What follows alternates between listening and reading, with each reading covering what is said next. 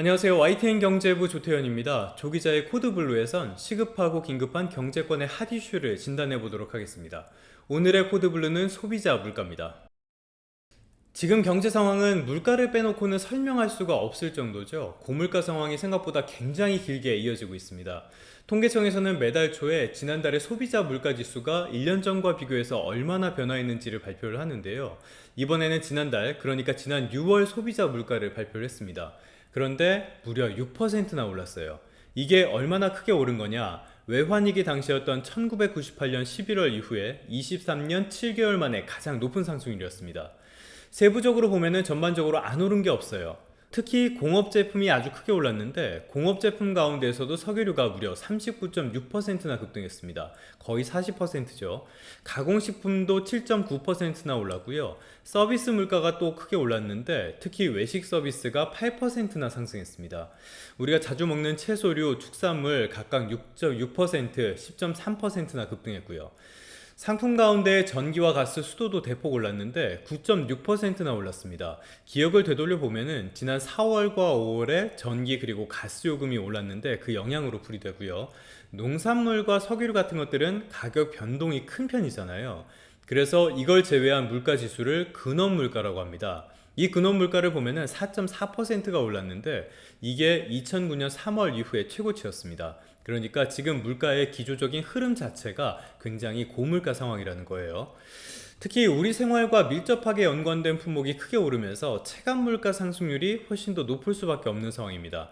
가격 변동을 민감하게 느끼는 품목으로 구성된 생활 물가 지수가 있는데 이게 7.4%나 올랐습니다. 이게 지난 1998년 11월 이후에 가장 높은 상승률이었습니다. 지난달에 수입이 1년 전보다 6% 넘게 오른 사람 많지 않을 거예요. 그런데 소비를 안 하고 살 수는 없잖아요. 수입보다 물가가 더 크게 올랐다. 그러면은 사실상 수입이 줄어든 거나 마찬가지입니다. 이거를 실질소득이라고 해요. 그러면 수입이 줄어들면 어떻게 하겠어요? 평소에는 소고기도 사 먹고 뭐 회도 사 먹고 좋은 옷도 사 입고 이러겠지만 수입이 줄어들었으니까 빚을 내서 쓸 거 아니면은 결국에는 씀씀이를 줄일 수밖에 없죠. 경제의 한 축인 소비가 타격을 받게 된다는 뜻입니다. 그러면 소비에만 문제가 생기냐? 지금 여러분이 기업을 경영하고 있다고 생각을 해보세요. 그런데 지금 새 공장이 필요한 상황입니다. 원자재 가격이 너무 많이 올랐어요. 그래서 공장을 새로 세우는데 원래는 100억 원이면 충분했는데 지금은 200억 원이 든다고 가정을 해보세요. 아주 시급한 공장이 아니라면 굳이 지금 지을 필요가 없잖아요. 그러니까 기업의 활동 가운데 중요한 게 투자인데 물가가 너무 높다면 투자에도 부정적인 영향을 미치게 된다는 뜻입니다. 투자가 줄어든다는 거, 이거 생각보다 심각한 문제인데 아까 그 기업을 다시 한번 예로 들어볼게요. 이 기업이 공장을 짓지 않기로 했어요. 그러면 공장을 지을 때 필요한 노동자들을 고용하지 않게 될 거고요. 공장이 만들어졌을 때 그 공장에서 일할 노동자 고용도 미뤄지게 될 겁니다. 전반적인 고용에 부정적인 영향을 미치게 된다는 거예요. 그리고 그 기업이 새로운 투자를 통해서 만들어낼 부가가치 역시 늦춰지게 됩니다. 투자가 감소하면 중장기적인 성장 자체가 영향을 받게 된다는 뜻이고요. 이거는 앞서도 앞선 정부 이런 곳에서도 우리가 이미 경험을 해봤던 일입니다. 일단 다음 주 수요일에 한국은행 금융통화위원회가 예정돼 있어요. 아마 이 자리에서 기준금리를 또 한 번 높이게 될 걸로 보이는데요. 물가는 기본적으로 통화적인 현상입니다. 이 말이 좀 어려운데 무슨 뜻이냐면은 시중에서 돌아다니는 자금이 많아지면 물가는 오르고요. 반대로 자금이 줄어들면 물가는 하락한다는 뜻입니다. 그러면 시중에 자금을 줄이는 방법이 뭐가 있을까요? 뭐 여러 가지가 있는데 가장 대표적이고 효과적인 거는 바로 기준금리 인상입니다.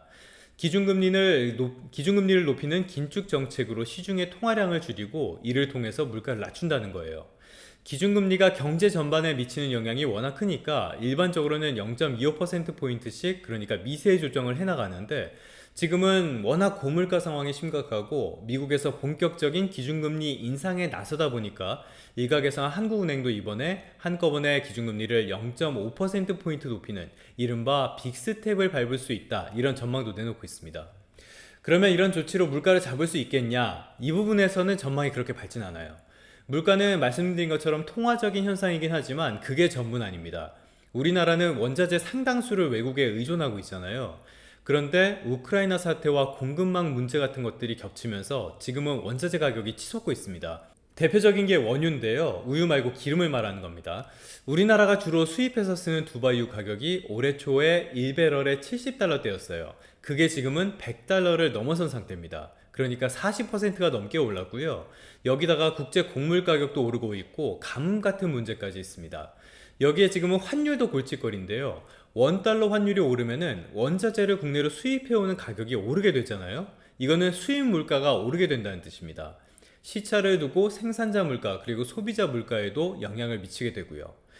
일단 지난해 하반기를 보면은 물가 상승률이 상당히 높았거든요. 소비자 물가는 지난해 같은 달과 비교한 변동률이니까 기저효과가 어느 정도는 반영될 것으로 보입니다.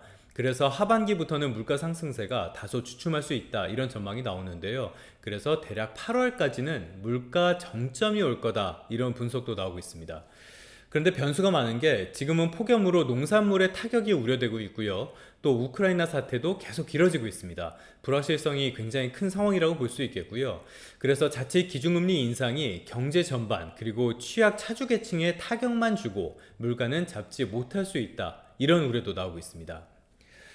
이번 코드블루에서는 소비자 물가와 관련한 내용을 살펴봤습니다. 다음번에도 긴급한 경제 이슈로 찾아뵙겠습니다. 감사합니다.